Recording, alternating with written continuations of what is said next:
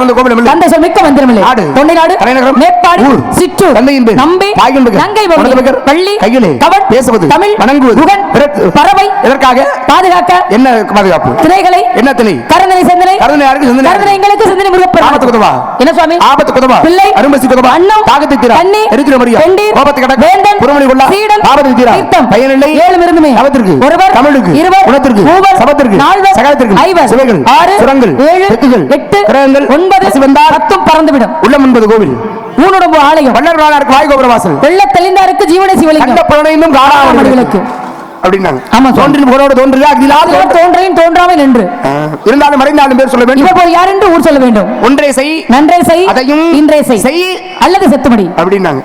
முடியாது அப்படிங்கறது இல்லையா இல்ல ஒவ்வொரு திருமணியாக்கும் முயற்சின்மை இன்மை புகுத்தி விடுங்கிறார். ஆமா தெய்வத்தால் ஆகாது என்னும் முயற்சிதம் நெய் வருத்த கூலி தரும். அப்ப முயற்சிங்கிறது ரொம்ப அவசியம். ஆமா முயற்சி பண்றேன் வாயிலே சொல்லிக்கிட்டு இருக்காம பயிற்சி தேவை. இதுக்கு கண்டிப்பா முடியாது அப்படின்னு ஒரு விஷயம் நம்ம நினைக்கிறோமா அதே விஷயம் இன்னொருவரால முடியுது இல்ல. ஆமா அப்ப நம்ம அந்த முயற்சி பண்ணோம்னா அது நம்மளால முடியும். அதுதான் முயற்சி செய்வதோடு சேர்ந்து பயிற்சி செய்தால் மட்டுமே உலகிலே எல்லா விஷயங்களையும் சாத்தியப்படுத்த முடியும். கண்டிப்பா முயற்சி செய்யறேன்னு சொல்லிட்டு பேசாம நான் வேலை பார்க்கிறேன் வீட்டிலேயே படுத்திருந்தா வேலை சிறப்பாக அமையாது இருக்காது. எதையுமே சரி அதற்கான பயிற்சி கட்டாயம் தேவை. ஆமாவா இல்லையா? ஆமா முப்பெரும் நாடு சேர நாடு சோழ நாடு பாண்டிய நாடு கொண்டை நாடு. சேர நாட்டுக்கு என்னமா சேர நாட்டுக்கு வேலமுடை திரும்ப பாண்டிய நாடு முத்துடைத்து சோழ நாடு ஓருடைத்து சேர நாடு வேலமுடைத்து தங்களுடைய நாடு தொண்டை நாடு என்ன உடைத்து சான்று உடைத்து அப்படின்னு சொல்லியிருக்காங்க. நானா சொல்ல சொன்னதை சொல்றேன். சேர நாட்டுக்கு வேலமுடைத்தின் பெருமை ஏன் அங்கு மழைகள் அதிகம் அதனால யானைகள் அதிகம் தந்தங்கள் இருக்கிறதுனால யானைகள் இங்க அதிகமாக இருப்பதனால் வேலமுடைத்து பாண்டிய நாடு முத்துடைத்துன்னு பேரு. ஏன் தூத்துக்குடியில முத்து குளித்து பாண்டிய மதியில முத்துக்கள் விற்பனையானதுனால மதுரை மதியிலே முத்துக்களை விற்பனை செய்தார்கள். ஆமா முத்து விளைந்த இடம் பாண்டிய நாடு.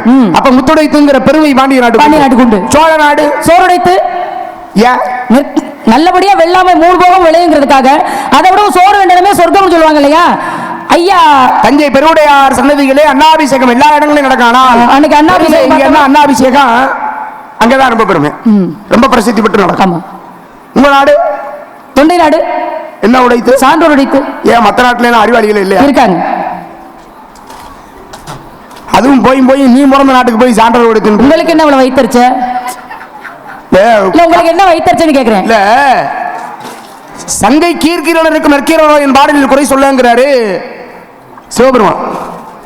சிவனை பார்த்து பாடுறாரு சங்க இருப்பது எங்கள் குலம் சங்கரனா இருக்கிறது குலம் சங்கை அறிந்துண்டு வாழ்வின் அரணை உண்போடு இறந்துண்டு வாழ்வதில்லை என்ற யார சொன்னாரு சிவபெருமான தமிழ் சங்க தலைமை புலவர் நக்கீரர் சொல்றாரு சிவபெருமான நான் பொழைச்சு திங்கிறேன் நீ பிச்சை எடுத்து சாப்பிடுறேன்னு சிவனை பார்த்து சொன்னார்.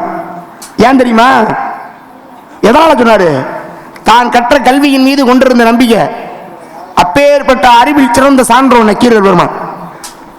அந்த நக்கீரர் சான்றோர் இல்லையா சான்றோர் தானே. மன்னமனும் நீயோ வளநாடு உணவு உனக்கு எறிந்தோ தமிழை ஓதினேன் என்னை ஏற்றுக்கொள்ளாத வேண்டும் உண்டோ குரங்கேற்காத கொம்புன்னு பாடினார். யாரு குலோத்துங்க சோழ சக்கரவர்த்தியை பார்த்து கம்பர் பாடுறார். சோழ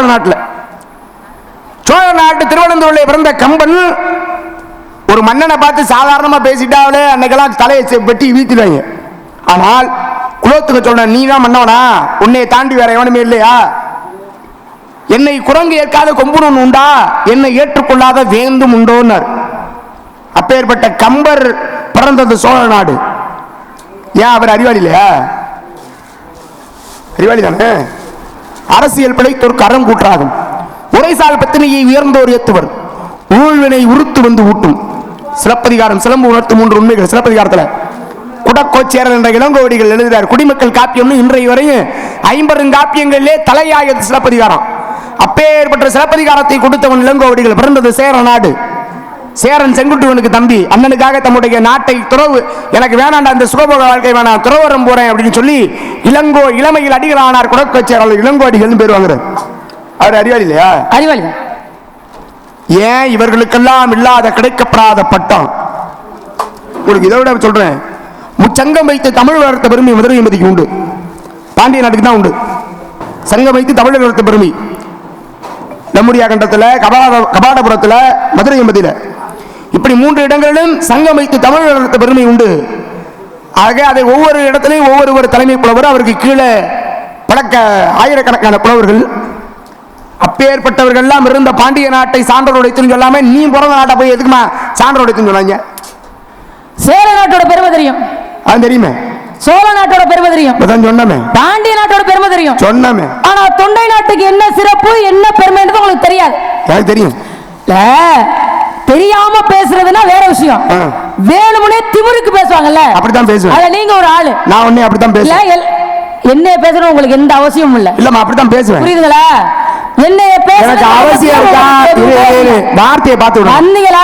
அவசியம் இருக்கா? பாட்டு பாடுனீங்களா? இதெல்லாம் பேச கூடாது. தெரிஞ்ச விஷயங்களை சொன்னீங்களா? நாராயண நாராயணன்ட்டு நீங்க பாட்டுல போய்க்கிட்டு இருங்க. இதுல நீங்க சொன்ன வார்த்தைக்கு இங்க இருக்கவங்களுக்கு அவ்வளவு 4 பாட்டு பாடுனீங்களா? இப்ப நீ சொல்றது எப்படி இருக்குன்னா இருமா பேச்சனி பாட்டுங்க. நீங்க சொல்றது எப்படி இருக்குன்னா உங்களுக்கு பாட்டு தான் பாட தெரியும், ஏதோ பேச தெரியும். நிறுத்தி ஒரு வார்த்தையாவது வார்த்தை இருக்குல உங்க பேச்ச கெடுக்கிற மாதிரி சொல்லுங்கன்ற வார்த்தை இருக்குல நம்ம என்ன சொல்றோம் பேச்சனி பாட்டுங்க. வார்த்தையை எப்படி பாட்டுங்க முதல்ல இந்த மாதிரி எகத்தாளமா பேசுற நீங்க பேச்சனி பாட்டுங்க. வாய முடுமா முத நீங்க வாய முடுமா முத நீங்க பேசுறது எப்படி பேசணும் புரியுது? பேசுறது எல்லாம் நீங்க அவசியம் இல்ல. 4 பாட்டு பாடுறீங்கன்னு பேசுற அளவுக்கு நீ என்ன அவ்வளவு அம்மா இருக்கா? அவ்வளவு சவுடால பேசுறீங்க. அசிங்கப்படுத்தி போடுங்க பாத்துங்க. அசிங்கப்படுத்துற அவசியம் உங்களுக்கு இல்ல. வேண்டாமா? நீங்க வந்தீங்களா? நான் உடனே சொல்றேன். நீங்க எடுத்து வச்ச பேரை கெடுத்துக்கறீங்க. நல்லா பாடுற கேக்குற மாதிரி ஒரு 4 பாட்டு நல்லா கேக்குற மாதிரி இருக்கு. அதை விட்டு கேட்ட கேள்விக்கு பாட்டு பாடணுமா இல்ல கேட்கறதுக்கு பதில் தெரிஞ்சா சொன்னமா? தெரியலன்னா வாயை பொத்திக்கிட்டு ஒரு ஓரமா நின்னமான்னு பேசாம நின்றுட்டு போயிட்டேன்னா இவ்வளவு நேரம் வாங்கின பேரு காக்கப்படும். இல்லைன்னு வை. அதை விட்டு நீங்க அவசியம் இல்ல அது இல்ல இது இல்லன்னு யாருக்கிட்ட பேசுற மாதிரி என்கிட்ட வந்து பேசிக்கிட்டு பேசுனேன்னு வை. வாங்கி வச்சிருக்க பேரை காத்தோட பறக்க விட்டுருவேன். என்ன பண்ணுவீரு? புரியுதா? என்ன பண்ணுவீருன்னு கேக்குறேன். இல்ல நீ பேசி நீங்க நீ பேசி வேணாங்கல. இன்னைக்கு உன்னை அடிக்கிற அடியில ஆய முடிங்கங்க. ஆமா பெரிய மம்மா கொடுக்கு இவர் தான் பேசுவாரு, மத்தவங்க ஒண்ணுமே தெரியாம வந்திருப்போம். இதுல நீங்க கை தட்டினது யார் 4 பேரு? இல்ல கேக்குறேன் என்ன உங்களுக்கு அவ்வளவு சந்தோஷம்? அவர் என்ன கேட்டாரு இவ்வளவு சந்தோஷப்படுறீங்க எதுக்காக போறீங்கன்னு கேக்குறேன். ஏங்க சேர நாட்டோட பெருமை தெரியுது, சோழ நாட்டோட பெருமை தெரியுது, பாண்டிய நாட்டோட பெருமை தெரியுது, தொண்டை நாட்டுல என்ன சிறப்பு பெருமை இருக்கு தெரியாதா? எல்லாத்தையும் நான் சொன்னா நீ எதுக்கு வாய மூடுங்க? நீங்க பேசுற பேச்சுக்குள்ள நுழைஞ்சு நல்ல பிள்ளைக்கு பேசாம இருக்கிறது அழகு. நீங்க மேலோகவாசி அந்த பேரை நீங்க காப்பாத்தீங்க அவ்வளவுதான். நீங்க கேள்வி கேட்டு ஒருவேளை எனக்கு பதில் தெரியலன்னா அது யதார்த்தம். ஏன்னா பள்ளிக்கூடம் எல்லாம் படிக்கல, காட்டுவாசி புள்ளதான், அதுக்கு தெரிஞ்ச விஷயங்கள் தான் பேசும். அதனால பிரச்சனையே இல்லை. ஆனா நாரதர் அப்படி கிடையாது. 18 புராணத்திலே இருக்கிறாரு, 4 யுகத்திலே இருக்கிறாரு, எல்லா கதைகளிலுமே வரக்கூடியவர் நாரத மகரிஷி. அப்படி இருக்கல ஒரு கேள்வி ஒருவேளை நான் கேட்டு உங்களுக்கு தெரியல பேசாம இருந்தீங்கன்னா உங்களுக்கு நல்லது. நான் பேசவே இல்லை. நீங்க வந்தாலே எனக்கு எரிச்சலா இருக்கு. நீங்க வந்தாலே அதுக்கு எரிச்சலா இருக்குன்னா நீ உள்ள போகணும். நீங்க போங்க, நான் ஏன் போறேன்? அப்படி இருக்கும் பொழுது இப்ப எங்க நாட்டுக்கு பெருமை இருக்குன்னு சொன்னதுல என்ன தவறு? ஏமா பாண்டிய நாட்டுல கேட்டாரு வெற்றிக்கண் திறப்பிலும் குற்றம் குற்றமே. அவர் நல்ல அறிவாளி இல்லையா? நல்ல அறிவாளி தான். பதிலே சொல்ல மாட்டேன். பாத்துக்க தெரிஞ்சாதான் சொல்லிருப்பேன். என்ன அதை இதையும் பேசி என்னத்தையாவது தேவையில்லாத பேச்சுது. உங்களுக்கு என்ன பிரச்சனை? பதில் தெரிஞ்சா சொல்லிருக்கலாம்ல. உங்களுக்கு என்ன பிரச்சனை கேக்குறேன். நான் இல்ல சொல்லுவேன். உங்களுக்கு என்ன அவசரம்? நீங்க கேட்ட உடனே சொல்லணுமா? நான் சொல்றது நீங்க கேட்ட உடனே சொல்லுங்கிற அவசியம் இல்லை எனக்கு. நான் கேட்ட உடனே நான் சொல்லுவேன். தெரியலன்னு சொல்லிட்டு பதில் சொல்ல தோணும் போது சொல்லுவேன். நீங்க கேட்டவனு சொல்லுங்க அவசியம் இல்ல. எல்லாம் பேசுனீங்கன்னா நான் சும்மாவே நான் ஒரு மாதிரி எனக்கு அது நல்லா தெரிஞ்ச விஷயம் தானே. என்னோட குணம் ஒரு மாதிரியான குணம் எல்லாருக்குமே தெரியும். நீங்க ஒரு மாதிரின்னு ஏற்கனவே நான் கொஞ்சம் கிறுக்கு பிடிச்சாலு கிறுக்குமான ஆளு தான். மேற்கொண்டு ஏதாவது பேசி வீணா நல்ல நாளில எப்ப கோவம் வருது எப்ப கோவம் வராதுன்னு தெரியாது. வழியில ஒரு தூக்கி தலையில வச்சாக்கவே வர்ற வண்டி அப்படியே நிப்பாட்டி இருந்தாங்கன்னா தெரிஞ்சிருக்காங்க. வேடிக்கை தேவையில்லாத ரொம்ப நீங்க தான் எடுத்துக்கிட்டு தெரியுங்க. நான் எந்த பாதையில போடுமோ அந்த பாதையில போயிட்டு நான் பாட்டுக்கு வந்துருவேன். எனக்கு தெரியும் வழியில இருக்கிற கண்ணு முன்னாடி நடக்கிற ஒரு தவற அது எனக்கு தேவையில்லாத வேலை. அப்புறம் அப்ப வாயை பொத்திக்கிட்டு இருந்திருக்கணும். தேவையில்லாத வேலை. அப்ப வேலை எதுவோ அந்த இதை மட்டும் பார்க்கணும். இப்ப புரியுதா? ஏறுங்க சம்பந்தம் இல்லாம வார்த்தை விட்டு உன்னோட தேவை உனக்கு என்ன தேவையோ அதை மட்டும் தான் பேசணும். நீங்க வழியில நிப்பாட்டினாங்கன்னா அப்ப உன் தேவையில்லை. இல்லது தேவையில்லைன்னா மேடைக்கு என்ன தேவை அதை மட்டும். அப்ப நீங்க மேடைக்கு என்ன தேவையோ அதை மட்டும் பேசுங்க. நான் தேவையில்லாம பேசுறேன். இப்ப அப்ப நல்ல நாளையில வர வழியில ஆனா தெளிவா தான் சொல்றேன். நான் உன்னை ரொம்ப தெளிவா தான் சொல்றேன். நான் ஏற்கனவே கொஞ்சம் கிருத்துருவமானாலு வார்த்தைகளை பார்த்து விடணும். நான் எதுவும் தவறான வார்த்தை நான் எனக்கு பதில் சொல்ல தோணும் போதுதான் வார்த்தை எதுவும் விடல. இதெல்லாம் மண்டக்குருவம் தானே? நீங்க கேட்டிருக்கீங்க. மண்டக்குருவமா இல்லையாது? நான் மண்டக்குருவமா இதுவரையும் பேசல. அப்ப எனக்கு எப்ப தோணுதோ அப்ப சொல்லுங்க. அப்ப இதுக்கு என்ன அர்த்தம்? மண்டக்குருவமா பேசிட்டு இருக்கீங்க. எனக்கு எப்ப தெரியுமோ அப்பதான் கேள்வி இருக்கா பதில் சொல்லுன்னு சொல்லி முடிச்சிட்டேன். அதை விட்டுவிட்டு நான் எனக்கு எப்ப சொல்ல தோணுதோ அப்பதான் சொல்லுவேன். உன் ஜவுரியத்துக்கு சொல்லுவேன். கேட்டுட்டு நான் சும்மா நிப்பேனா? கேட்டா பதில் சொல்லணும். அதான் உங்க வேலை. எனக்கு தோணுதோ எப்போ அப்பதான் சொல்லுவேன்னா இந்த கிருத்திருத்தம் வேற ஆட்டா வச்சுக்கணும். புரியுதா? அவ்வளவுதான். சொல்ல முடியாது. என்ன சொல்ல முடியாது. ஏன் வந்து அப்புறம் இவ்வளவு உங்களை யார் பேச சொல்றது? தெரியுமா? நான் வருவேன். ஏன் விஷயம் அது தெரிஞ்சா சொல்லு. இல்லன்னா சாமி கூட அப்படி கால்ல வந்து மன்னிப்பு கேட்டு எப்படி ஒரு நல்ல எண்ணம் பாரு. உங்க கால்ல விழுந்து சாகலாமியா? நல்லா அப்ப ரெண்டுல ஏதாவது ஒண்ணு செய்யா. உங்க கால்ல விழுந்து அப்படி நாடகம் அவசியமே இல்லை. அப்ப ரெண்டுல ஏதாவது ஒண்ணு நீ செஞ்சுதான் வேலை ஏதோ அதை மட்டும் பாருங்க. அடுத்த மறுபடியும் வேலை எதுக்கு? இதாமா வேலையே எனக்கு. ஏன் வேலையே தான் வேலை எதுவும் அதை பாருங்க. அப்புறம் இதான் வேலை. எந்த வேலையை போய் பார்க்க சொல்ற? கேட்ட கல்வி பயிர் சொல்ல மாட்டேன். எப்பதான் சொல்லுவேன்? எப்ப தோணுதோ அப்பதான் சொல்லுவேன்னா எனக்கு இப்ப மண்டக்குருவமா போச்சு இல்லையா? ஆமா இல்லையா? இப்ப இவ்வளவு பேர் பாக்குறீங்களா? ஒரு நியாயத்தை சொல்லுங்க. ஏன் இப்படி ஆதங்கப்படுறீரு? எதுக்கு இப்படி கொதிக்கிறீரு? எதுக்கு நீங்க திமிரா பேசுறீங்க? நான் ஒரு வார்த்தையா திமிரா பேசுறேன்னா? இவ்வளவு அகராதியா பேசுறது நீங்க தான். இல்ல எங்க நாட்டுக்கு என்ன பெருமைன்னா தொண்டை நாட்டுக்கு சிறப்பு இருக்கு. இல்லாத ஒரு விஷயத்தை சொல்லணுங்கிற அவசியமே கிடையாது. இப்ப 63 நாயன்மார்கள் சொல்லுவாங்க. 63 நாயன்மார்கள்ல 43 பேர், 1 2 இல்ல 43 பேர் எங்க தொண்டை நாட்டில் உள்ளவங்க. இதை சொல்லும் போதே எங்களுக்கு பெருமை தான். எத்தனை பேர் இருந்தாலும் 43 பேர் அடியார்களா இருந்தவங்க எங்க நாட்டில் இருக்காங்கன்னு சொல்லும்போது என்ன? எனக்கு ஒரு விஷயம் புரியல. 63 நாயன்மார்கள் இருந்தாங்க. நீங்க இந்த 63 நாயன்மார்களுடைய கதையை எழுதினார்ல சேக்கிலார். ஆமா. உரைநடையில. ஆமா. எழுதின சேக்கிலார் பிறந்ததே தொண்டை நாட்டில் தான் பிறந்தார். ஆமா. சேக்கிலார் பிறந்ததே தொண்டை நாட்டு தான். ஆமா. ஆனா இது என்ன நூல் தெரியுமா? இது பக்தி நூல். ஆமா. என்னது? பக்தி நூல் தான். பக்தினா நான் ஆன்மீகத்தை பத்தி கேட்கல. சான்றோர்னா அறிவாளிகள் அர்த்தம். அறிவு இல்லாம அவங்க எல்லாம் சிவனை தேடி போனாங்களோ? அறிவுக்கும் அறிவு இல்லாதவர்கள் பக்தி சொல்வது இல்லையா? அறிவில்லாத சொல்றது இருக்கு. அதுக்கு இறைவனைத்தான் இருங்க. இந்த உலகத்துல எல்லாருமே இறைவனை நாடி போக முடியுமா? தின்னப்பன் ஒருத்தர் இருந்தாரு. உங்களுக்கு தெரியும்ல? தெரியும். இந்த தின்னப்பன் இறைச்சியை கொண்டே சாமி கிட்ட. ஆமா. காட்டுக்கு வேட்டைக்கு போன இடத்துல பார்த்த உடனே சிவலிங்கத்து மேல ஒரு பாசம் வந்துருச்சு. அதனால அவர் எங்கேயே தங்கிட்டாரு. அவர் கூட போனவங்க எல்லாம் திருப்பி ஈர்ப்படத்துக்கு வந்துட்டாங்க. பன்றி வேட்டையாடுறாரு. கொண்டு வந்து அவர் ருசி பார்த்துட்டு சிவனுக்கு வைக்கிறாரு. பன்றி இறைச்சி. ஆமா. இறைவனை வந்து புலால் உண்ண மாட்டார். மாமிசத்தை கொண்டு இறைவனுக்கு முன்னாடி வைக்க கூடாதுன்னு உங்களுக்கு தெரியும்ல? தெரியுமா தெரியாதா? நாங்க கொடுக்க மாட்டோம். சரி. அவர் என்ன பண்ணாரு? கொடுத்தாரு. ஏன் கொடுத்தாரு? இறைவன் மீது உள்ள பாசம். உங்களுக்கு புரியுதா? புரியுது. பக்தி செய்வதற்கும் அறிவுக்கும் சம்பந்தம் இல்ல. ஒருவேளை அவர் யோசிச்சு பகுத்தறிவா யோசிச்சிருந்தாருன்னா கொண்டு போய் மாமிசத்தை கடவுளுக்கு முன்னாடி வைக்க கூடாதுன்னு தெரிஞ்சிருப்பாரு. உண்மையா இல்லையா? சரி. அதுக்கு இதுக்கு சம்பந்தம் இல்லமா? இப்ப உங்களுக்கு இன்னொரு உதாரணம் சொல்றேன். வீட்டுல பெத்த பிள்ளைய சாப்பிடாம கிடக்கு. வீட்டுல திங்கிறதுக்கு சோறு இல்ல. பிள்ளையெல்லாம் பசியிலையும் பட்டினிலையும் கடந்து வாடுது. அப்படின்னா ஒரு பெத்த தகப்பனா இருக்கிற ஒருத்தர் என்ன பண்ணலாம்? வீட்டுல பிள்ளைகளுக்கு சோறு இல்ல அப்படிங்கிற பட்சத்தில் பிள்ளைகளுக்கு உணவு வாங்குவோமா? இல்ல கோயில்ல போடுறதுக்கு சாம்பிராணி இல்லைங்கிறதுக்காக சாம்பிராணி வாங்குவோமா? கேக்குறது புரியுதா? பிள்ளைகளுக்கு வீட்டுல பிள்ளை சாப்பிடாம கிடக்குன்னு சோறு வாங்குவோமா? இல்ல கோயில்ல சாம்பிராணி இல்லைன்னு சாம்பிராணி வாங்குவோமா? பிள்ளைக்கு சோறு வாங்கி கொடுப்போம். நீ ஜாதியாரு யாராரு எனக்கு பிள்ளைக்கு அப்புறம் தான் மற்றவன் சொல்லுவோமா? சொல்ல மாட்டான். இயல்பு தானே. ஆனா என்ன பண்ணாரு தெரியுமா? பொண்டாட்டி தாலியை கழட்டி கொடுத்துருச்சு. தாலியில இருந்த தங்கத்தை. ஐயா என் பிள்ளையெல்லாம் பட்னியா கடந்து வாடுது. நீ கோயிலுக்கு சாம்பிராணி வரேன்னு இருக்கிற சொத்தை பூரா அழிச்சு விட்ட. போய் இதுல சோறு வாங்கிட்டு வாடான்னு சொல்லி உணவுக்கு தேவை என்னவோ எல்லாத்தையும் வாங்கிட்டு வா அப்படின்னு சொல்லி தாலியில இருந்த தங்கத்தை கழட்டி கொடுத்துருச்சு. கடைசியா இருக்கிறது இது ஒண்ணுதான் அப்படின்னு கொடுத்து விட்டுச்சு. இவர் போனார்ல, போற வழியில ஒரு மாட்டு வண்டியில ஒருத்தர் ஓட்டிட்டு வந்தாரு. மாட்டு வண்டியில என்னடான்னு கேட்டாரு. இதே வண்டி நிறைய சாம்பிராணி இருக்கியா? சாம்பிராணியா இந்த அப்படி தங்கத்தை சாம்பிராணியா கூடாதுன்னு ஓட்டி போயிட்டு ஓட்டிட்டு வந்தான். சாம்பிராணிய பேர் என்ன தெரியுமா அவருக்கு? குங்குளிய கலையநாயனார்னு பேரு. 63 நாயன்மார்கள் அவர் ஒருத்தர். இப்ப பசியால் ஒரு இந்த வயிறு இருக்குல்ல, இந்த வயிறுக்கு துரோகம் செய்யக்கூடாதான். பெத்த பிள்ளைய வயிறை வாட விட்டு இறைவனுக்கு சாம்பிராணி வாங்குறதுங்கிறது அப்படி பக்தி செய்யணுங்கிறது அறிவு இல்ல. இறைவன் மீது கொண்ட அன்பு. பக்திங்கிறதையும் அறிவுங்கிறதையும் அறிவா இருந்தாதான் பக்தி கொள்ளணுங்கிற அவசியம் இல்லை. நான் கேட்கறது சான்றோர் உடைத்துங்கிற அறிவை பத்தி. சான்றோர் உடைத்துங்கிறது நான் சொல்றேன், இதுல எந்த மாற்று கருத்து இல்ல. இப்ப நீங்க சொல்றீங்களே அறிவுக்கும் பக்திக்கு எந்த சம்பந்தம் இல்லைங்களே. உண்மையாவே இல்ல, நவகோடி செட்டியார்னு ஒருத்தர் இருந்தாரு. ஆமா இருந்தாரு. அவர் அறிவாளி தானே? ஆமா, நல்ல பக்திமான் தானே?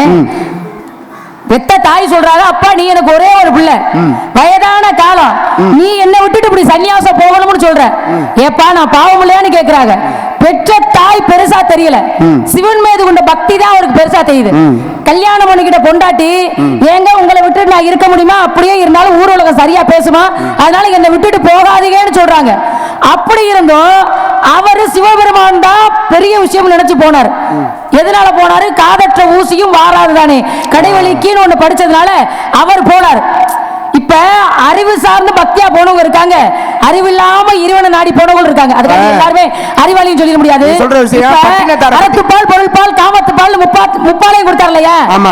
இந்த வள்ளுவ பெருந்தகை எங்க நாட்டுல பிறந்தவர். எல்லாரும் சொல்லுவாங்க ஒவ்வொரு சமயங்களுக்கும் ஒரு நூல் இருக்கு அப்படின்னு சொல்லுவாங்க. இஸ்லாமியர்களுக்கு ஒரு நூல் இருக்கு, கிறிஸ்தவர்களுக்கு ஒரு நூல் இருக்கு, இந்துக்களுக்கு ஒரு நூல் இருக்கு. இந்துக்களுக்கு பகவத்கீதை, இஸ்லாமியர்களுக்கு குர்ஆன், கிறிஸ்தவர்களுக்கு பைபிள். இப்ப கிறிஸ்தவர்கள்ட்ட கொண்டுட்டு போய் பகவத்கீதை கொடுத்தா வாங்கிக்குவாங்களா? வாங்கிக்குவாங்களே. அதனாலதான் இந்த இந்தியா ஒரு மதச்சார்பற்ற நாடு. இருங்க, எல்லாரும் எல்லாத்தையும் ஏத்துக்கிற மாட்டாங்க, பேச்சுக்காக நீங்க சொல்லாதீங்க. அப்படினாலே அவரவருக்கு பிடித்த தெய்வம்னு இருக்கு. ஆமா, இப்ப ஜாதி மத பேதம் இல்லைன்னு பலரும் இருக்காங்க, அவங்க எல்லா ஆலயத்துக்கு போவாங்க, எல்லாரும் கும்பிட்டுக்குவாங்க. எல்லா மக்களும் அப்படி ஏத்துக்கிற மாட்டாங்க. அவர் கொடுத்த ஒரே ஒரு நூலை மட்டும்தான், திருக்குறள் அப்படிங்கிற நூலை உலக பொதுமுறை நூல்னு எல்லா சமயமும் ஏத்துக்குச்சு. அப்பேற்பட்ட வள்ளுவை பிறந்த நாடு எங்க துணை நாடு. அப்பேற்பட்ட சான்றோரை விட இன்னொரு சான்றோர் இருந்தா சொல்லுங்க, நான் ஏத்துக்கிறேன். நல்ல விஷயம். வள்ளுவர் பிறந்தது இந்த இடம் தான் இன்ன வரையும் கண்டுபிடிக்கவே முடியல. ஒருவேளை அவர் இங்கு பிறந்திருக்கலாம் அப்படின்னு சொல்லப்படுதே தவிர அவர் இங்கேதான் பிறந்தாரு, இந்த இடத்தில் தான் பிறந்தார் அப்படின்றது இன்றளவிலும் சரியாக கண்டுபிடிக்க முடியல. கம்பர் பிறந்தது திருவனந்தூர் என்ற தேரழந்தூர்ல சரியா சொல்லிடுறாங்க. ஆனால் இவர் ஒருவேளை இங்க பிறந்திருக்கலாம்ப்பா அப்படின்னு சொல்லப்படுது. ஆனால் அது தொண்டை நாட்டுக்குள்ளதான் வருது, உண்மைதான் அது. ஆக அப்பேற்பட்ட கல்வியில் சிறந்த தமிழ்நாடு, புகழ் கம்பன் பிறந்த தமிழ்நாடு, வள்ளுவன் தன்னை உலகளுக்கு தந்து வான்புகள் கொண்ட தமிழ்நாடு. வள்ளுவன்ற ஒருத்தரை கொடுத்ததுனால உலகிற்கு வானளவிற்கு புகழாக ஓங்கிய தமிழ்நாடு. அப்பேற்பட்ட கல்வியில் சிறந்த சான்றோர் வள்ளுவன் அப்படின்னு சொன்னதுல ஒன்றும் தப்பு இல்லை, அது பிழையும் இல்லை, அதை நம்மதார ஏற்றுக்கிறேன். இப்போ ஒரு விஷயம் சொன்னீங்கல்ல பட்டினத்தாரை பத்தி, இந்த பட்டினத்தாருக்கு அறிவு இல்லையா? இருக்கு, இருந்துச்சு அப்படின்னு தான் கேட்டேன் என்கிட்ட. அவருக்கு இருந்துச்சுல? ஆமா. இந்த பட்டினத்தார் ஏன் அப்புறம் எல்லாத்தையும் விட்டு சிவன் தான் பெரிது, பெற்ற தாயை விட்டு மலையாளை விட்டு சிவன் தான் பெருசுன்னு போனார்? பொதுவாகவே பட்டினத்தாருங்கிறவர் ஒரு பணத்தாசை பிடிச்சவர். தாங்கிட்ட நிறைய சொத்து இருக்கு, ஆனாலும் தான் பிள்ளை கடல் கடந்து சென்று வாணிபம் பார்த்து நிறைய சொத்து கொண்டு வரணும்னு நினைச்சார். சொத்தோடு சொத்தை சேர்க்கணும்னு நினைச்சார். அப்படி நிறைய சேர்க்கணுங்கிற எண்ணத்தோடு தன்னுடைய பிள்ளை மருதவாணனை காசு கொடுத்து வாங்கினாங்க. பிள்ளைய மருதவாணனை கடல் வாணிபத்துக்கு அனுப்பி விட்டாரு. போனவன் திரும்பி வந்த பார்த்தா சாக்கு மூட்டையெல்லாம் வெறும் எருவாட்டியா இருந்துச்சு. எருவாட்டியை எடுத்து அடிச்சார்ல கோவத்துல, இப்படி புள்ள சம்பாதிச்சுட்டு வருவான்னு பார்த்தா இப்படி எருராட்டியா கொண்டு வந்திருக்கானே அப்படின்னு எடுத்து விட்டு அடித்தார். உள்ள இருந்து நப ரத்தினங்கள் எல்லாம் சிதறியதாம் உள்ள இருந்து. அப்ப பிள்ளை எங்கன்னு கேட்கிறாரு கொண்டாடிக்கிட்ட. அந்த அம்மா சொல்லிச்சு வெளியில போயிட்டாங்க, ஆனா இதை உங்கள்ட்ட கொடுக்க சொன்னான்னு சொல்லி ஒரு சுவடி, ஓலை சுவடியையும் ஒரு ஊசியையும் கொடுத்துச்சு.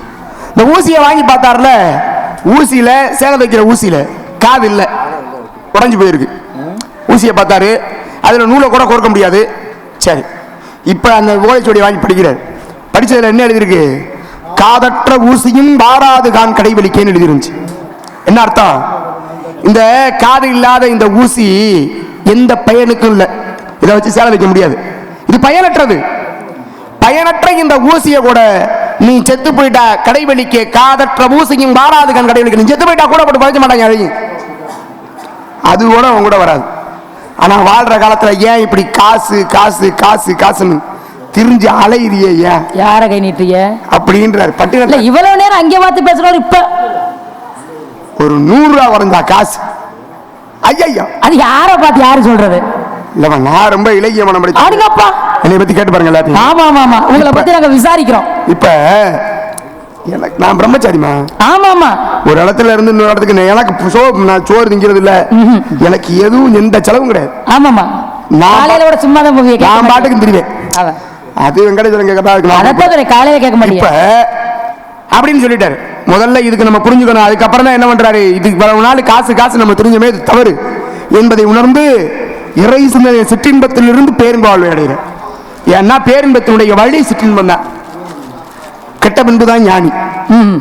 அப்ப அந்த பேரின்பம் என்ற மார்க்கத்தை அடைக்கணும்னா என்ன தேவை இடையில? ஆமா, இதுவரையும் கெடாதவன் ஞானின்னு சொல்லல, கெட்ட பின்பே ஞானி தான் சொல்லியிருக்காங்க. ஆனா அந்த பட்டினத்தார் இருக்காருல்ல, ஆமா, அவர் ஏன் காவிரி பூம்பட்டத்துல பிறந்தாருன்றது தெரியும். ஆமா, உங்களுக்கு புரியுதா? உங்களுக்கு இன்னொரு விஷயம் சொல்றேன், சொல்லுங்க. சமயக்குறவர் மொத்தம் எத்தனை பேரு? 4 பேரு. யார் யாரு? அப்பர், சுந்தரர், மாணிக்க வாசகர், திருஞான சம்பந்தர். அப்பர், சுந்தரர், திருஞான சம்பந்தர், மாணிக்க வாசகர். இந்த 4 பேர். இந்த 4 பேர்ல 3 வயது சின்ன பிள்ளை சம்பந்த பெருமான். இந்த சம்பந்தருக்கு உமையம்பிகை பால் கொடுத்த உடனே தோளுடைய செவியன் விடைக்கு தூபன் மதி சூடி காடுடைய சுடலை புடிபூசியன் உள்ளம் கவர்கள் பண் ஏழுடைய மலரான் உடனே நான் மடிந்து தருள் செய்து வீடுடைய பிரமாபரமே விமானம் பாடுறார். வெறும்பாலா பொற்கிணத்துல பால் கொடுத்தா பாலை வாங்கி குடிச்சாரு. அதனாலதான் இன்னும் அப்பயே பாடினார் 3 வயசுல சின்ன பிள்ளையிலே. இந்த சுந்தரர் ஒருத்தர் இருந்தார்ல, சுந்தரர் தெரியுங்களா? சொல்லுங்க. இந்த சுந்தரர் ஏன் பூலோகத்துக்கு வந்தார் தெரியுமா? சுந்தரர் யாரு? சுந்தரர் தான். முதல்ல எங்க இருந்தாரு? கைலையில இருந்தாரு. அவர் ஏன் கீழே வந்தாரு? நந்தவனத்துல மலர்கள் பறிக்கும் பொழுது 2 பெண்ணை பார்க்கிறாரு. பார்த்ததுனால கொஞ்சம் சவலப்பட்டாரு.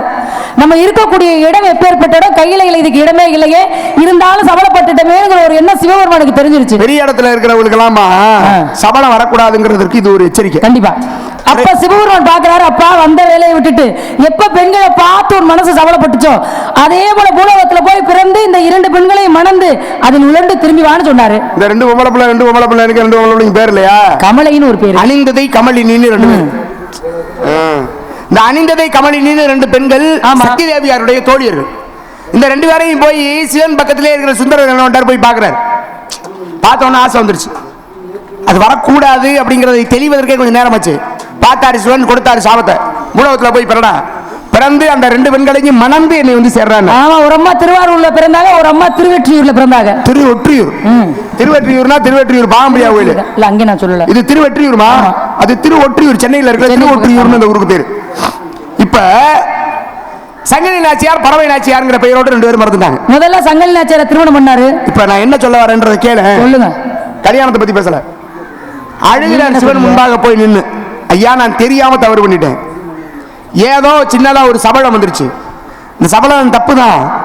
நான் இருக்கிற இடம் என்ன, நான் யாரு கூட இருக்கேன், எனக்கு சபலம் வந்ததுங்கிறது ரொம்ப பெரிய தவறு தான். என்னை மன்னித்து அருள் செய்யுங்கள்ங்கிறாரு சிவன்ட்ட. சிவபெருமான் என்ன பண்ணாரு, தக்க சமயத்தில் உன்னை நாம் தடுத்தாட்கொள்வோம். அப்படியாக உலகத்திலே பிறந்து வளர்ந்து வாழ்ந்து திருமணம் செய்யக்கூடிய வேலைகளை தான் சுந்தரரை வந்து ஒரு நூலை கொடுத்தாரு. ஒரு ஓலை கொடுக்கிறார், ஒரு ஓலை கொடுத்தார். ஒரு ஓலையை கொடுத்து, உன்னுடைய சந்ததியே நமக்கு அடிமைன்னு ஏற்கனவே எழுதி கொடுத்தது இருக்கியா அப்படின்னு, நீ எனக்கு அடிமை, உனக்கு வழக்கு இருக்கு, வாடா திருமணம் இருக்கிறாரு. இப்ப சுந்தரரை அந்த நேரத்தில் வந்து தடுத்தாட்கொண்டதுக்கான காரணம் என்ன? ஆட்கொள்கிறேன்னு சொன்னாரு, அதனால ஆட்கொண்டாரு. ஏன்னா ஏற்கனவே சுந்தரர் கைலாயத்தில் சிவனோடையே இருந்தவர். அது போலதான் பட்டினத்தாரும். சரி, ஏற்கனவே பட்டினத்தாருடைய பட்டினத்தார் யார் தெரியுமாமா? குபேரர் தான் பட்டினத்தார். ஒரு சமயம் சிவனும் குபேரனும் சேர்ந்து வானவிதியாக வந்தார்கள். அப்ப காவிரி பூம்பட்டினங்கிற ஒரு நகரத்தை பார்த்தாங்க. இந்த இடத்துல இருந்தா கொஞ்ச நாள் எப்படி இருக்கும்னு ஆசைப்பட்டார் குபேரன். காவிரி பூம்பட்டினம், இந்த இடம் இவ்வளவு அழகா இருக்கியா அப்படின்னு கீழே ஒரு சிவாலயத்தை வந்து வணங்கினார்கள். கொஞ்ச நேரம் வணங்கினதுக்கே இப்படி இருக்கு, இங்கேயே தங்கிட்டா எப்படி இருக்கும்னு மனதால் எண்ணினாராம். பார்த்தார் சிவன், இங்க நீ தங்க அவ்வளவுதானே, ஒரு பிறவியே எடுத்து நீ இங்கேயே இருறான்ட்டார். அப்படியான குபேரன் தான் பட்டினத்தாராக பிறந்து காவிரி பூம்பட்டினத்தில் வளர்ந்தார். விஷயம் இருக்குல்ல, ஏன் மருதவானாக வந்து நீ இதுக்கு மேல இந்த சிற்றின்பத்தில் இருக்க கூடாது, உன்னுடைய பேரன்பனுடைய நீ அடையணும், வந்த வேலை இதுதான். சிவபெருமானே குழந்தையா வந்தாரு, அவர் தான் அந்த மருதவானர். அதுக்கப்புறம் உணர்த்தினார். புரியுதா? அப்ப விஷயம் எதுல இருக்கு? ஏதோ கதையை ஏனோ வேணான்னு படிச்சோம்னா அது விஷயம் இல்ல. அதற்குள்ள என்ன சொல்லப்பட்டிருக்கிறது, ஏன் இதற்கான காரணம் என்ன, இது ஏன் அப்படி நடந்துச்சு, அது ஏன் அப்படி யோசிச்சோம்னா கொஞ்சம் நல்லா தான் இருக்கும். உங்களுக்கு ராமாயணம் தெரியுமா? தெரியும். ராமாயணத்துல வனவாசம் போனாங்கல்ல? ஆமா. எத்தனை வருஷம் போனாங்க? 12 ஆண்டு. 14 வருஷம் ராமாயணத்துல. ஆமா சொல்லுங்க. மகாபாரதத்துல தான் 12 வருஷம். சரி சொல்லுங்க. என்னத்த சொல்றது நான். 14 ஆண்டுகள் வனவாசம் போனாங்க. இந்த 14 வருஷம் வனவாசம் ஏன் போனாங்க? ஒரு 5 வருஷம் போயிருக்கலாம், ஒரு 10 வருஷம் போயிருக்கலாம், ஒரு 15 வருஷம் போயிருக்கலாம், ஏன் ஒரு 20 வருஷம் கூட போயிருக்கலாம். ஏன் 14 வருஷம் போகணும்? சரியா 14 வருஷம்னு கணக்கு எதுக்கு தோணும்? ஒரு 13 வருஷம் கூட தெரிஞ்சுக்கலாம்ல. 14 வருஷம் போறதுக்கான காரணம் என்ன அப்படின்னா, 14 ஆண்டுகள் ஒருத்தன் தூங்காம இருக்கணும். 14 வருஷம் ஒருத்தன் திருமணமாகி கட்டிய மனைவியோடு இல்லறத்திலே சேராமல் இருக்கணும். கட்டின முண்டாட்டியோட 14 வருஷம் எவனாவது இல்லறத்துல இல்லாம இருப்பானா? சரி, 14 வருஷம் ஒருத்தனால தூங்காம இருக்க முடியுமா? இதெல்லாம் சாத்தியமா? இதெல்லாம் சாத்தியமான ஒன்றா? முடியாது. அப்படி முடியாதுங்கிற வரத்தை தான் கேட்டுக்கிட்டா மண்டோதரி தன்னுடைய பிள்ளையை சாகடிக்கிறவன் 14 வருஷம் தூங்கக்கூடாது, 14 ஆண்டுகள் அதாவது தன்னுடைய கட்டிய மனைவியோடு இல்லறத்தில் இருந்திருக்க கூடாது. அப்படியான ஒருத்தன் தான் என்னுடைய பிள்ளையை அழிக்க முடியும். யார? ராவணனுடைய பிள்ளை இந்திரஜித்த, மேகநாதன் என்ற பெயர் கொண்டவன். அப்ப விஷயம் என்ன? ராவணனை அழிப்பதற்காக ராமாவதாரம். ராவணனுடைய பிள்ளை இந்திரஜித்தை அழிக்க வேண்டும் என்பதற்காக லட்சுமணனுடைய அவதாரம். அதனாலதான் 14 வருஷம் வனவாசம் போனாங்க. சரியா கணக்கா 14 ஆண்டுகள் வனவாசம், 14 ஆண்டுகள் மனையாளை தொடாமல் இருப்பது, 14 ஆண்டுகள் தூங்காமல் இருக்கும். இப்படியான காரணம் ஒன்னொன்னுக்கும் ஒரு காரணம் இருக்கு. இப்ப இந்த 14 சரியா பிறந்ததா? பொருந்தது. அதே மாதிரி அங்க சாஸ்திரத்தை எழுதுறாங்க. எப்படி இறைவன் எழுதிக்கிறார்? 14 வருஷம் எவனாவது ஒருத்தர் இந்த அரியணைகளில் இருந்து ஆட்சி செய்தார், அவன் அந்த அரியணை தீப்பற்றி எறியும், அதோடு சேர்ந்து அவனும் செத்து போயிருவான். அப்படிங்கிறது சாபம், அப்படிங்கிறது நியதி, அன்றைக்கு வகுக்கப்பட்ட சாஸ்திரம். அந்த சாஸ்திரமும் இந்த 14 ஆண்டுகளும் அந்த 14 வருடம் தூங்காமல் இருக்கிறதும் எல்லாம் பொருந்தி ஒரு நேர்கோட்டில் வருதா? அதனாலதான் சீதை ராமனோட போனாங்க, ஆனா லட்சுமணனோட மனைவி போகல. ஊர்மிளா தேவி அந்த அம்மா என்ன பண்ணாங்க? கணவன் அவங்களோட துணையா போகட்டும் சொல்லி இந்த 14 ஆண்டு தூக்கத்தை இந்த அம்மா வாங்கிட்டாங்க. ஒருவேளை இந்த அம்மா தூக்கத்தை வாங்காம இருந்திருந்தாங்கன்னா போன இடத்துல ராவனுக்கு சீதைக்கு லட்சுமணனால உதவி இருக்க முடியாது, அவனும் இந்திரஜித்தை அழிச்சிருக்க முடியாது. இப்ப இவர் கூட அண்ணனுக்கு அன்னிக்காக வாழணும்னு ஆசைப்பட்டு போனவர். ஆனா இந்த அம்மா மட்டும் நம் கணவனால வாழ முடியலனாலும் அவருக்காக வாழணுமே 14 வருஷமும் புருஷனை பார்க்கவும் இல்ல, சேர்ந்து வாழவும் இல்ல, ஒரே தூக்கத்திலே இருந்திருக்காருன்னா எவ்வளவு ராமன் மீது எல்லோருமே அப்படி ஒரு அளப்பரிய அன்பு கொண்டிருந்தார்களாம். இப்பமா 14 வருஷம் அரியணையில இருந்து ஆட்சி செய்யக்கூடாது. ஆமா, செய்யக்கூடாதுல. அப்ப யார் ஆட்சி செய்யறது? வரதன் தான் அண்ணனுடைய செருப்பு வச்சு ஆட்சி செஞ்சாரு. ஒரு கால்ல போடுற காலணி செருப்பு, பாதரட்சை. ஆமா, ஒரு பாதரட்சையை தூக்கி கொண்டே யாராவது அரியணையில வைப்பாங்களா? ஆனா பரதன் கொண்டே வச்சாரு. ஏன் வச்சாரு? அதானே ஆட்சி செய்தது. காலில் ஒரு செருப்பை கொண்டே தூக்கி அவ்வளவு சிறப்பு மிக்க அந்த அயோத்தியினுடைய அரியாசனத்தில் கொண்டே வைக்கணும். அயோத்தியிலையும் வைக்கலையா, நந்தி கிராமத்தில் இருந்து தான் ஆட்சி செய்தார். ஏன் செருப்பை கொண்டே அரியணையில் வைக்கணும்? மன்னன் இந்த செருப்பு இருக்கு காலில் ஓடுறது தானே. ஆமா, வீட்டுக்குள்ள போட்டுக்கூட போக மாட்டோம், வெளியில போயிட்டு வந்தோம்னா வெளியிலே கழட்டி போட்டு போயிடுவோம். அந்த செருப்பை தூக்கி கொண்டு போய் அரியணையின் மீது வச்சிருந்தா யாருடைய செருப்பை? ராமனுடைய செருப்பை கொண்டு போய் அரியணை மீது வைக்கிறதுக்கு என்ன காரணம்? கொண்டே மேலையா வச்சாரு அப்படின்னா இந்த பரதன் சங்குவினுடைய அம்சம். மகாசுடைய கையில் இருக்க சங்கு, அவரோட சங்குடைய அம்சம் பரதன். இந்த சங்கு என்ன பண்ணா வைகுந்தத்துல ஒரு சமயம் கீழே காலில் போடுற பாதரட்சை இருக்குல்ல, இந்த பாதரட்சையை பார்த்து கேலி செய்ததான், நான் அவர் கையில இருக்கேன், நீ அவர் காலில் இருக்கேன்னு. எப்பொழுதுமே நான் அவரோடு இருக்கிறேன், நீ வெளியில போனா மட்டும்தான் தேவைப்படுவேன், போனா வந்தா தேவைப்படுறாள் நீ, நான் கூடவே இருக்கிறாள் அப்படின்னு சொல்லி இழிவு செய்தது. அப்பேற்பட்ட இழிவு செய்த பாதரட்சையை அதே பரதனை தான் தலைமையில தூக்கி வச்சு கொண்டு வரும்படி செய்தாராம்.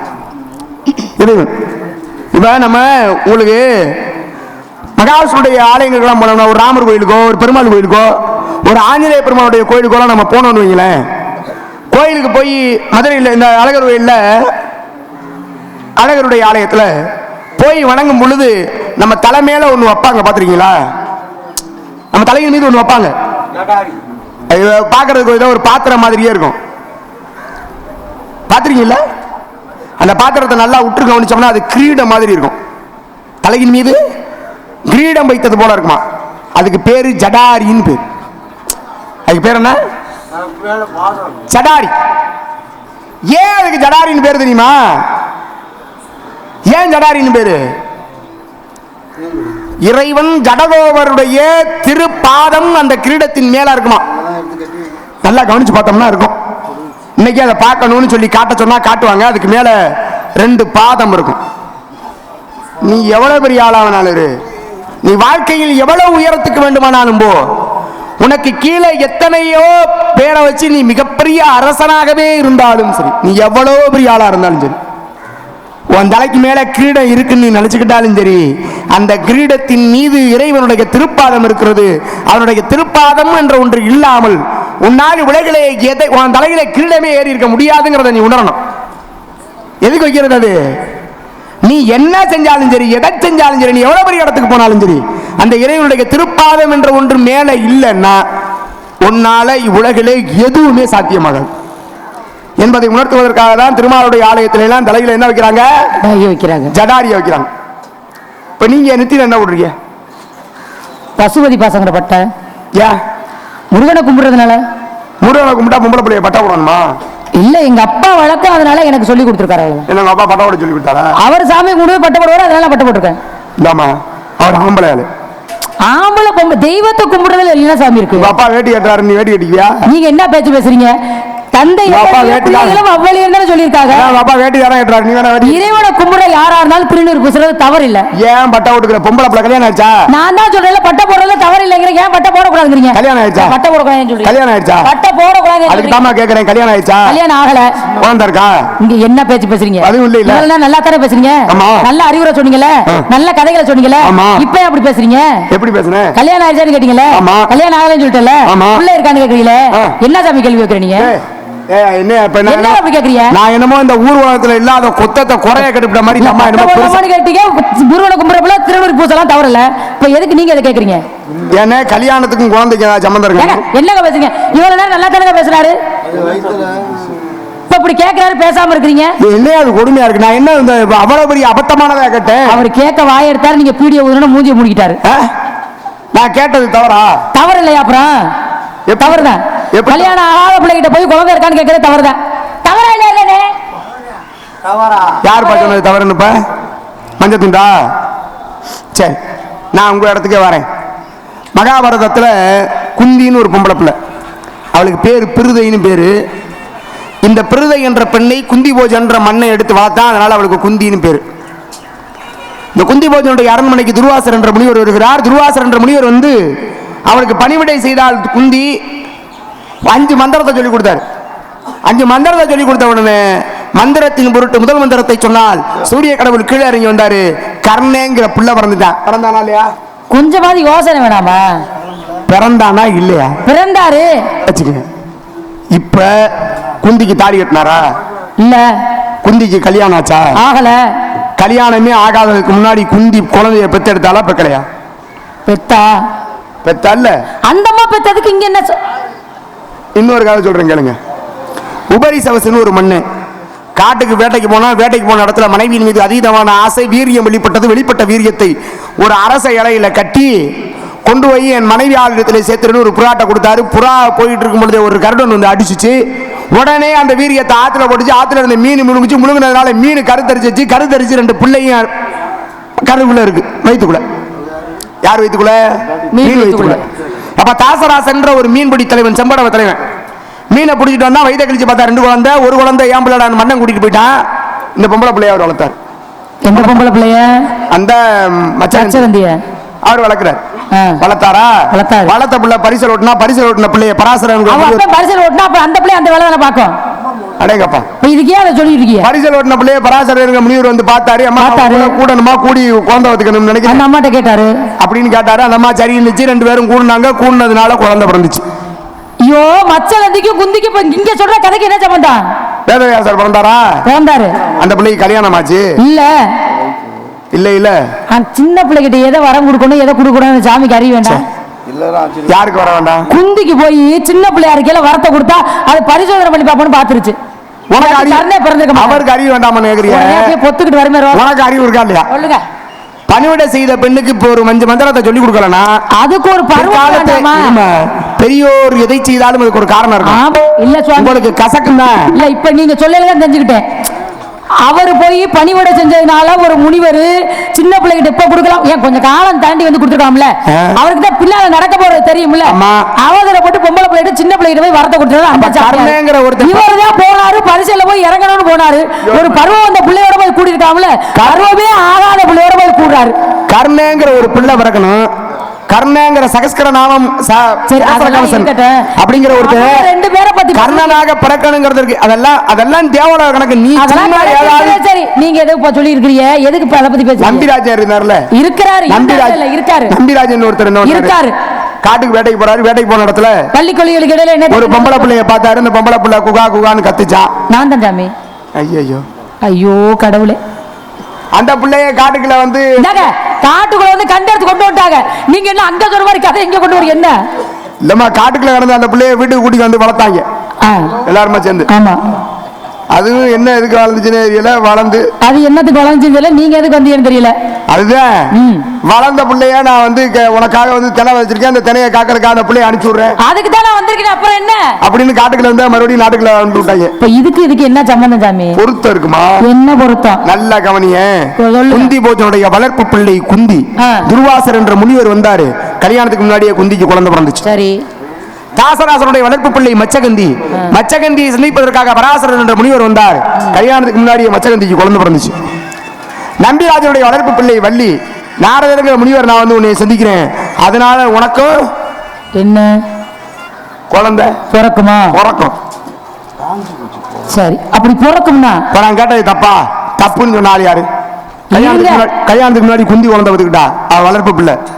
ஏங்க கல்யாணத்துக்கு முன்னாடி மச்சகந்தி குழந்தை பத்துக்கிட்டா, அவனும் வளர்ப்பு பிள்ளை. இது நாள் வரை பிள்ளையும் வளர்ப்பு பிள்ளை. ஒருவேளை கல்யாணத்துக்கு முன்னாடி யாரும் முனிவர் வந்தாங்க பத்தி இதனால் வரை நாரத மகாமுனிவர் போன உயிரை கூட வாங்குறதுக்கு காயத்ரி மந்திரத்தை சாவித்திரி கிட்ட சொல்லி கொடுத்தாருன்னு கேள்விப்பட்டிருக்கேன். ஆமா, பிரகலாத கருவுல இருக்கும் பொழுதே ஓம் நமோ நாராயணங்கிற மந்திரத்தை சொல்லி கொடுத்தாருன்னு கேள்விப்பட்டிருக்கேன். அபிமன்யு கருவுல இருக்கும் பொழுதே கதையை சொல்லியிருக்கேன், பாதியோட நிறுத்திட்டு வந்திருக்கிறதுக்கு அதுக்கு ஒரு நீங்க அது கண்ணன் சொன்னாரு. எதுக்கு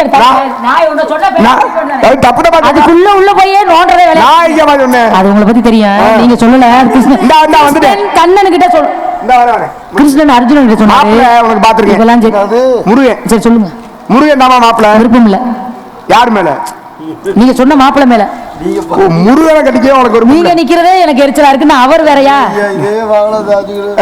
நிக்கிறதே நமக்கு எரிச்சலா தான் வரும். முருகனை கட்டிக்க மாட்டியா? விருப்பம் இல்ல. அல்லு மகன் வந்த சகனை படுத்து அல்லு பகன் சகனை படுத்து அவனியோ இருப்பாய் நீ படுத்து சொல்லுவாங்க யான தவ பேட போயிடுவது மோகையில் அறிவில்லா மடச்சிரு இன்று சூரிய அஸ்தமனம் ஆவதற்கு உனக்கு வந்த கண்டபடிவே எனக்கு திருமணம் செய்தி